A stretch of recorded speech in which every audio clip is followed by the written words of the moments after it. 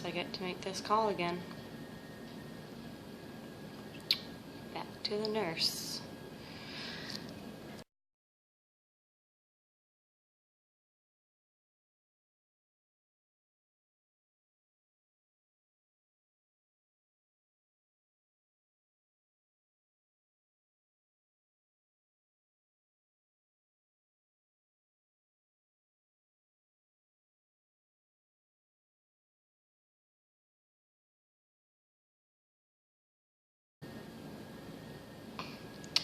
Of course, the infertility nurse is on leave today and tomorrow. Awesome. Let's try someone else.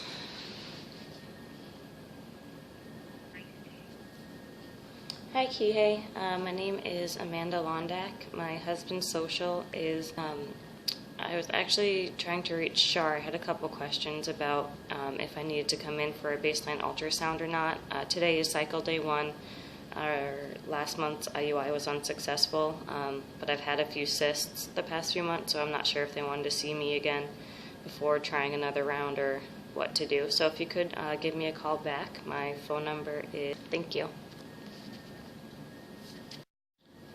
So I guess I should talk a little bit then. A few days ago, we went and we froze some of Nick's sperm so that when he's gone, we can continue to try, because our time is kind of getting limited here, especially with his schedule. So we went and froze, and it wasn't cheap at all. But they will pay us back for whatever time frames of storage that we don't use. So basically we pay for a year of storage ahead of time, and then whatever months you don't use they pay you back for. But still up front it was quite a bit of money. So we did that, and they called us that day and said that after the wash there was 26 million. So they like to have about 10 in each vial per IUI. So we were pretty happy with that. We got 2 vials out of it, so that's 13 each. Then they called back 2 days ago, after the holiday weekend, and they said, just kidding, I don't know how, or they mentioned something about doing like a thaw test that was going to happen the next day. So I don't know if they froze it and then thawed it and then refroze it. I don't know. I've tried to look into it. I asked questions, but they just gave me the runaround, so I don't really know exactly how it happened, but somehow we went from having 26 million to 6 total. 6 million. So the other 20 million just died off, I guess. From what she said, they died off in the freezing process, but a few days before that they told me that we had 26, so they just didn't do a really good job of explaining it to someone that doesn't understand anything about the freezing process. No one warned us that this is typical and that a lot of times you do end up losing a lot of the sperm when you freeze.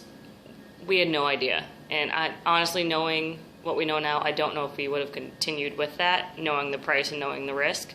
It's kind of like, is the risk worth the reward kind of a thing. She said, we won't do another IUI without having 10 million minimum. So your husband needs to come back and do another collection, and we'll freeze it and do the same process. So let me get this straight. You want me to go back, have my husband do another collection just so you guys can do the freeze or whatever again, and then maybe we'll get one more IUI out of it if we freeze? Maybe? For the amount of money that we spent on this? I don't know. So that's a conversation that Nick and I need to have. I don't know if it's worth it spending that amount of money again. Like, I don't know. Nick and I compared it to, it's like we keep having to buy bottled water when you can get water for free if you have a faucet. We have the plumbing, we have cups, we have a faucet, everything seems to be fine, but for some reason our faucet just doesn't want to work and no plumber can figure it out. So we just have to keep buying bottled, expensive-ass water. So that happened a few days ago, and then today my cycle started. So the last IUI wasn't successful. So if it's not working the first time when you put 40 million sperm for the first IUI, that didn't work. This IUI was 29 million, that didn't work. So now you want me to go back in, spend more money, so you can maybe get 10 million, and what? No. Oh, I'm getting irritated.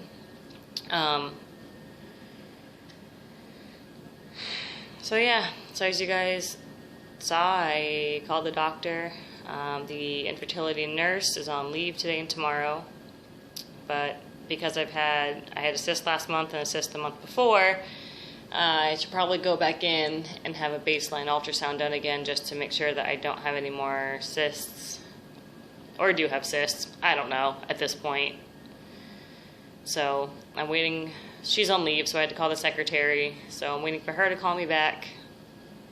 And Nick still doesn't know yet because he's at work. So that's what's going on now. Waiting for the doctor to call me back, I guess. And that's it.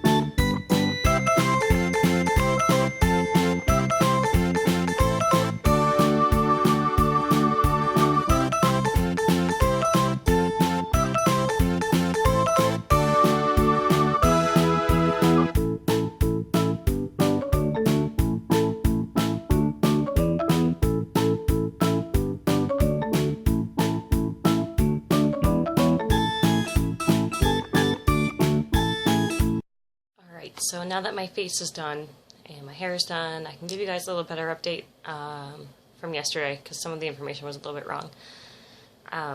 Well, it was right at the time, but I made some phone calls and found out what's really going on. So we do have to go back and freeze again.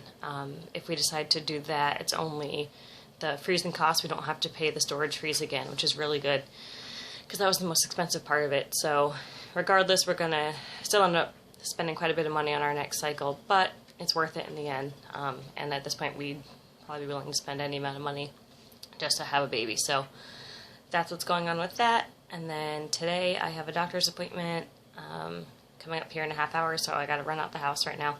But just to get my other prescription. I'm not sure if they're doing an ultrasound to check for cysts again.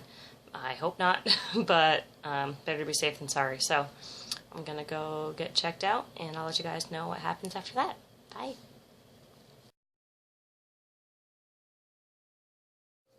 Alright, so you saw the first part where I was upset. That was day one. And then yesterday I got ready and I went to the doctor. She called me back and said they had an appointment at 11:30. So it was 10:30 when she called. So I rushed around and did my hair really quick, got ready. They had to do another ultrasound. I think I talked about that. I don't remember. But anyways, so we went in. I went in to get the ultrasound done, and the good news is that there was no cysts on either of my ovaries, so that's really exciting. The first time in 2 months that we haven't had a cyst or anything to really worry about on that side, so that was a relief that there wasn't anything there. My ovaries were kind of hard to see this last time, but hey, there wasn't a big black cyst or big black dot on the screen, so that's a good sign. So she said to go ahead and try this cycle. Once again, it's hard not knowing Nick's schedule, but we were able to freeze. We're going to have to go back and do another collection sometime next week. and hope that it's really good numbers so that they can get a couple vials out of it. So what I did and Nick did was we did some research on vitamins and things that he can take to help improve his counts and motility and all that stuff. So I went to the store and I got Fertility Blend for men. It's just got like vitamin C, E, B6, B12, folate, zinc, and something else I can't pronounce. So yeah, this came highly recommended according to the reviews. Everyone swears by it. They've all seen really good results with it, so we're hoping that this works. And then the guy at GNC also said that a lot of guys will take testosterone boosters or enhancers or something, I don't know, to help with sperm count and everything like that as well. So not like his count is bad, he's not having problems, it's just better if we have more swimmers, I guess, to wash, in case this happens again where when they go to freeze, they all die off again. Which I guess is normal. The doctor yesterday said it's typical for about half after the wash to die. So that was informative, and I wish we had done that beforehand. Lesson learned. Just ask questions, kids. It helps. So I went and got him this testosterone enhancer, I guess, as well. So he has to take 3 of these in the morning and 2 at night. And then the Fertility Blend said to take 3 to 4 pills a day for faster results, and then follow up with just 2 pills a day after that. So he has lots of pills to take, which is actually quite funny because it's usually me that has to take all the pills and shots, and so now the shoe is on the other foot. But I did also look into this for women as well, and I bought it. And then once I got home, I read the label, and it clearly says in line 1, do not use if taking Clomid. So that's going back to the store.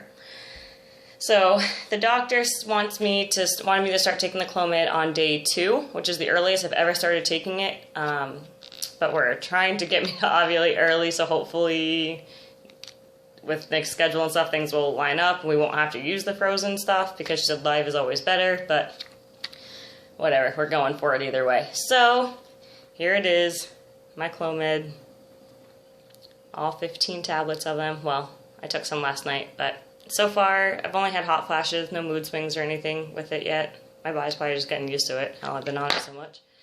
So we have that, and then we have the shot again, so Nick gets to shoot me in the stomach, or if he's not here, then I get to ask one of my friends to do it, because I can't shoot myself.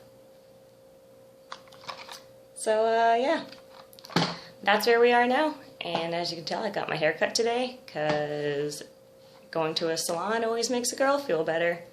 And I might go shopping and get some new shoes later too, because that makes me happy as well. Yay!